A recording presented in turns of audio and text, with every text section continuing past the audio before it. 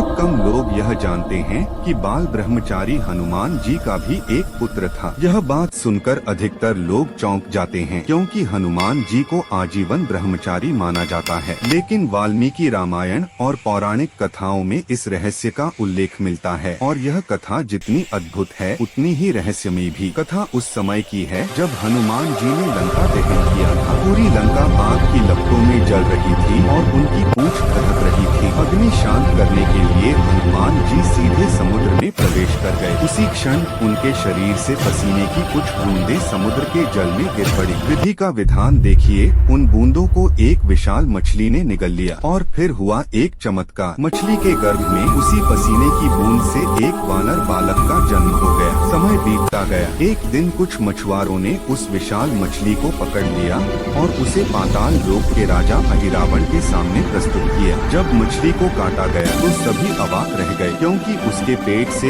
एक जीवित वानर बालक निकला। अहिरावण ने उस बालक को मारने के बजाय उसकी अद्भुत शक्ति और तेज देखकर पाल पोष कर बड़ा किया और उसे पातालपुरी का मुख्य द्वारपाल बना दिया। उस बालक का नाम रखा गया मकरध्वज। अब कथा आती है उस समय की, जब अहिरावण ने छल से राम और लक्ष्मण का अपहरण कर लिया और उन्हें पाताल लोक में बंदी बना लिया। राम लक्ष्मण की खोज में हनुमान जी पाताल लोक पहुँचे। वहाँ कुल 7 द्वार थे। 6 द्वारों के रक्षक को तो हनुमान जी ने परास्त कर दिया, लेकिन 7वें द्वार पर पहुँचते ही हनुमान जी चौंक गए, क्योंकि वहाँ खड़ा वानर उन्हीं की तरह बलशाली, तेजस्वी और पराक्रमी था। हनुमान जी ने पूछा, तुम कौन हो और मुझ जैसे क्यों दिखाई देते हो? तब उस वानर ने विनम्रता से उत्तर दिया, मैं परम पराक्रमी हनुमान का पुत्र मकरध्वज हूँ। यह सुनते ही हनुमान जी स्तब्ध रह गए। उन्होंने कहा, यह असंभव है, मैं तो बाल ब्रह्मचारी हूँ, तुम मेरे पुत्र कैसे हो सकते हो? तब मकरध्वज ने अपने जन्म की पूरी कथा उन्हें सुनाई। हनुमान जी ने ध्यान लगाया, योग दृष्टि से सत्य देखा और अंततः स्वीकार किया, मकरध्वज वास्तव में उन्हीं का पुत्र था। वीडियो अच्छा लगा हो तो कमेंट में जय श्री राम जरूर लिखे।